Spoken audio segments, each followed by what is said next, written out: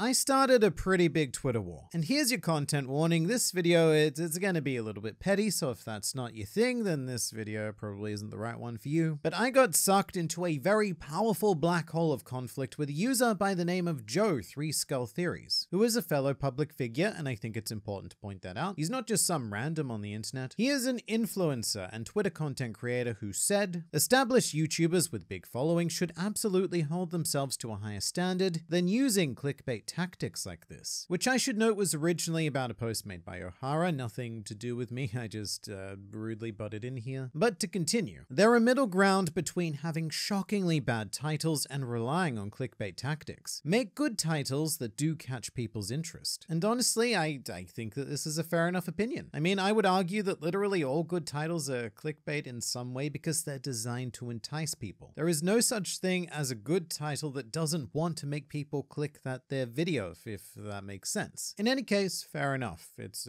a fair opinion. However, Joe continued to elaborate, insisting that if a content creator has hundreds of thousands of subscribers, they should be constantly growing. If they were making consistently good content, with that level of following, even a small percentage of your following sharing your content can generate increased audience. And this is where I came in because it's blatantly wrong, and I'll tell you why. Firstly, Joe is making the incredibly common mistake of focusing on subscribers. I've said this in other videos, but subscribers are the least important of pretty much every metric on YouTube. They're still very important, don't get me wrong, but subscribers do not equal views, and subscribers also do not equal retention. And this is the first sign that Joe has very little working knowledge of YouTube as a whole, because if he did, he'd be focusing his arguments on views and retention and just forgetting subscribers entirely. Secondly, Joe asserts that with a large enough following, growth pretty much occurs passively via people sharing your videos, which is true if we've gone back in time and this is 2010. Video distribution doesn't work that way anymore, and I can prove it, because on Groundline Review in the last 28 days of 7 million views, a whopping 0.5% of them come from external sharing, aka the method that Joe is touting as the key to success on YouTube. And to be perfectly honest, even that 0.5%, the vast majority of them are probably just coming from me sharing my videos on Twitter, so it's even less than that. But I take the excruciating time to point this out because Joe is,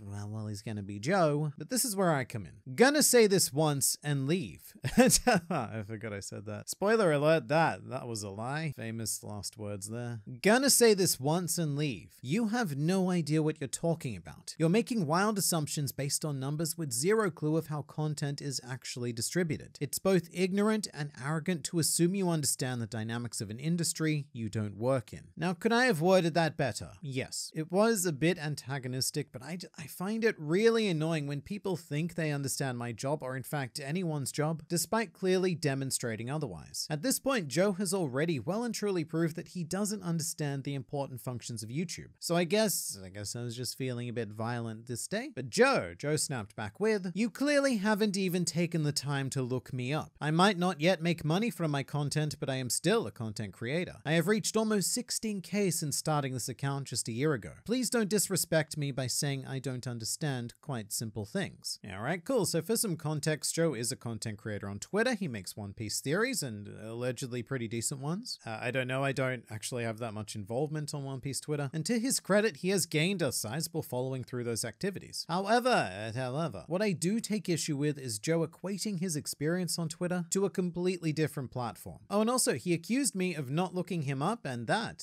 is not true. I actually did take the time to look you up, and then I shared a screenshot of his YouTube page, which I found by searching for his Twitter name, with its mighty 87 subscribers. And this isn't something I was planning on sharing to the world on Twitter, but Joe kind of insisted, so I obliged. I'm not denying your status as a creator. I'm saying it's incredibly ignorant to assume that your experience making content for Twitter is in any way equitable to completely different content on a radically different platform. And I don't feel like this is an unfair statement to make, but Joe thinks otherwise. It is utter nonsense to suggest that YouTube works in some dramatically different way to Twitter. Algorithms on all platforms work on the same principles. And I think this is where I felt my brain crack a bit. At this point, I wasn't sure if I was being genuinely trolled, or if Joe legitimately thought that YouTube functions in similar ways to Twitter, despite being completely different platforms with radically different content, revenue models, engagement features, and so on and so forth. Everything is different. I mean, I suppose they're both websites. They've got that in common. But to this, I said, to illustrate, I have have almost 800,000 subscribers on one of my YouTube channels. However, I would never claim to have an in-depth understanding of how Twitter works on the same level as YouTube, because I haven't lived and breathed it at scale. It would be arrogant of me to do such a thing. And it would. Having an understanding of YouTube means sweet FA for success on Twitter and vice versa. And I think that this mindset that just because you understand one means you'll succeed on the other is best epitomized by this rebuke from Joe about subscribers. Subscribers matter because they are the ones who will share your content, which is what generates the views and audience retention. Good content succeeds on its own merits because it gets you shared by your subscribers, and that increases your viewership. And in retrospect,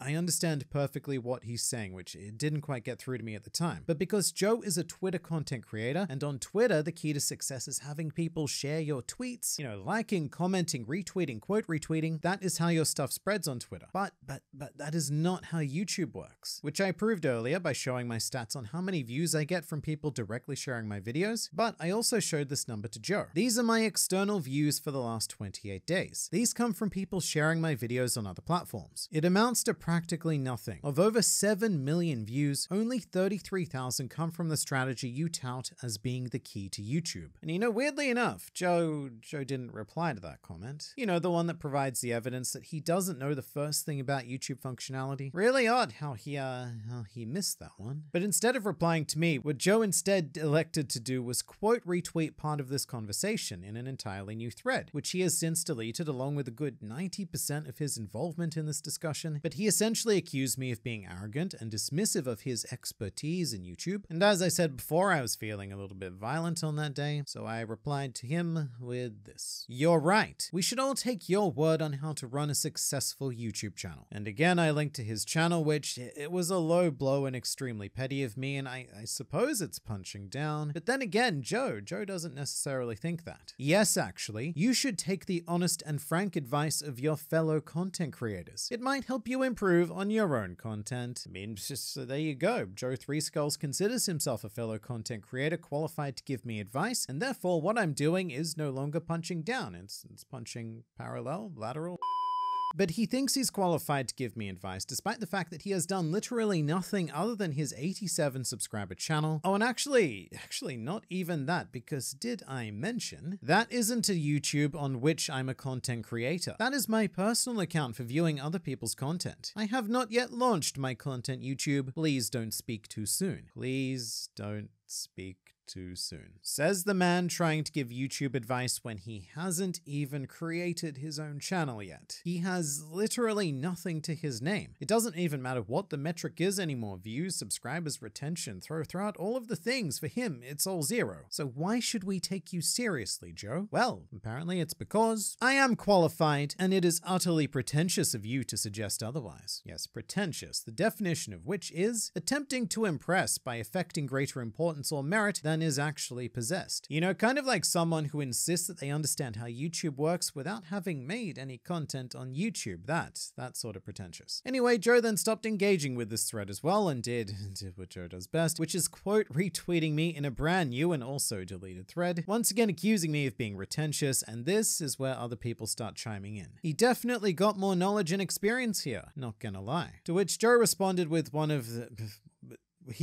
this. That does not matter even one tiny bit, because that's right. I've been doing this for over half a decade now. It's my full-time job. In fact, it's a business. I employ 4 people. But that experience doesn't matter even one tiny bit. Joe then continues digging the world's largest grave. Stop equating being a damn YouTuber to extremely professional fields that require years of education and training. It is honestly laughable. YouTube is not that complicated. And I have to say this is where I got a little bit unprofessional and snapped. It would have been one thing if another YouTuber had said this. In fact, if another YouTuber wants to have this discussion about how easy or hard it is, then let's do it. But I'm willing to do that because they have actual experience with what they're talking about. But to be told that your job isn't complicated by someone who has never done anything more than daydream about it is it's insulting. So I said something that I now regret. Then hurry up and do it. Shut your mouth and open up YouTube Studio to make some content. I look forward to your success. And, I was trying to be clever with the whole like shut this and open that, but it ended up being quite rude. And I am sorry for that. But Joe then went on to double down by comparing being a YouTuber to lifting weights. He claimed it was simple but difficult, which interestingly enough provoked a response of the weightlifting community, who promptly told him exactly what I did about YouTube, which is that he had no idea what he was talking about. After which point, Joe, realizing that he couldn't argue the actual point, started rambling about clickbait. So I tried to put a pretty quick stop to that with, I just want you to admit that you were talking out of your ass when assuming you knew how YouTube worked. It's not that difficult. I don't care about your clickbait point. But Joe responded with, because I'm not talking out of my ass. YouTube is not that complicated, man. All social medias work on algorithmic functions. YouTube is no exception. I know plenty well how YouTube works, as do most of the general population, because how YouTube works is publicly available information. He also went on to talk about specific mechanics being publicly available. He didn't mention what those specific mechanics were, but he mentioned them. But also, no, this information isn't available. The YouTube algorithm is a series of thousands of ever-changing functions that has never been made public. The best you can do on YouTube is just continuous trial and error. And in any case, I asked Joe for this publicly available information, which garners this reply. Sure, and you will get that in due time. I won't rush my own endeavors just to prove a point. And yeah, but sure, just a quick side point here. That's what people say when they are talking out of their asses. Joe knows that this information does not exist, so he's employing a stalling tactic, hoping that I'll forget about the statement altogether. But at this point, I've probably had it with Joe. I have repeatedly proved that he does not know what he's talking about. He's either compulsively lying or compulsively ignorant. Whatever it is, I don't really care at this stage, so this happens. No, you won't. There are no publicly available mechanics. You are, again, talking straight out of your impossibly gaping anus. Back up what you're saying or admit that you were lying. Very simple options. And the reason why I used those words was because I was just sick of saying that Joe was talking out of his ass, so I chose a similar yet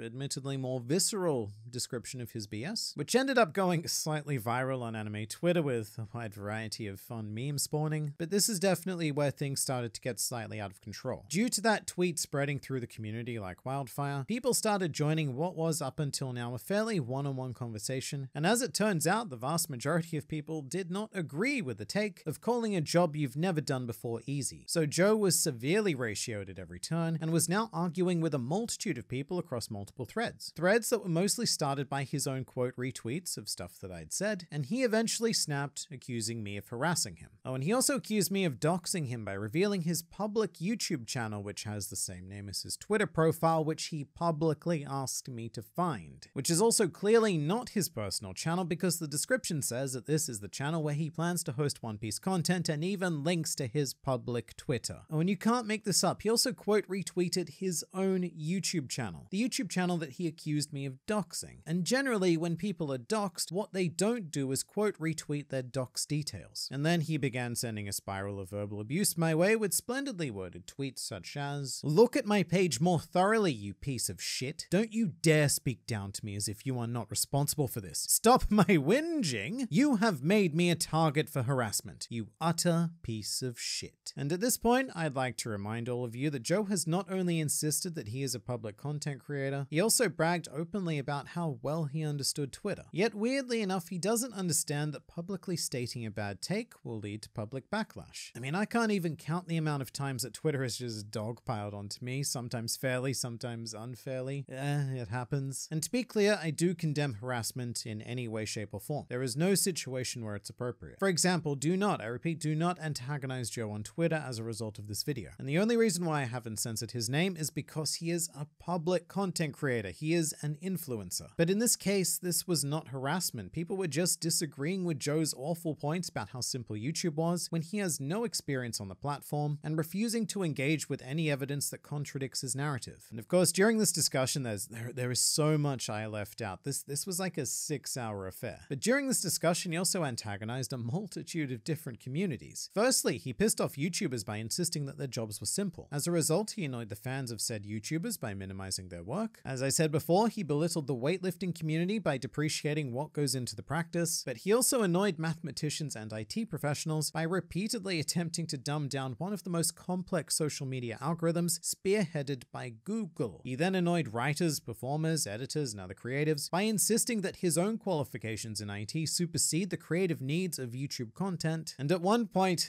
this is crazy, at one point he even sparked a conflict with pilots when I made the analogy, "I don't know, man, I know what a plane is, but I would never claim that flying one isn't too complicated." To which, of course, Joe replied, "Understanding how planes fly also isn't too complicated. And look, I'll admit, I have no idea how planes fly. To me, it's just sorcery. But under no circumstances would I assume that people who have spent entire careers as pilots or aeronautical engineers, under no circumstances would I assume that their jobs aren't too complicated." And that's the thing about Joe that Joe just doesn't get. People don't like it when you talk shit with no substance to back it up with. And it started with me in YouTube, but it eventually devolved into Joe versus the world, as he continually belittled seemingly every possible career without having so much as a shred of experience in any of them. And in the end, how hard is it to admit that maybe, just maybe, you don't know more than the person who has actually walked that path when all you've done is daydream about taking a walk? Is that really the hill that you would choose to die on? And I also want to make this very clear. This is important. This isn't to say that I am some grand authority, super expert YouTube guy. I'm really not. It actually terrifies me how little I know about this platform. I make new discoveries and, more importantly, new mistakes every day. It's like doing a maze in pitch darkness. You make progress, but it takes a lot of time and experience to get through. And that process and the maze never ends. But I guess Joe is just built different. In conclusion, should I have gotten involved with this? No. Were some of the things I said out of line? Yes. Would I do it all over again? Probably not. Because it cost me a lot of time, which is why this dude in a room video is about this. Because if I'm going to spend hours arguing with Joe, then we should at least make something out of it.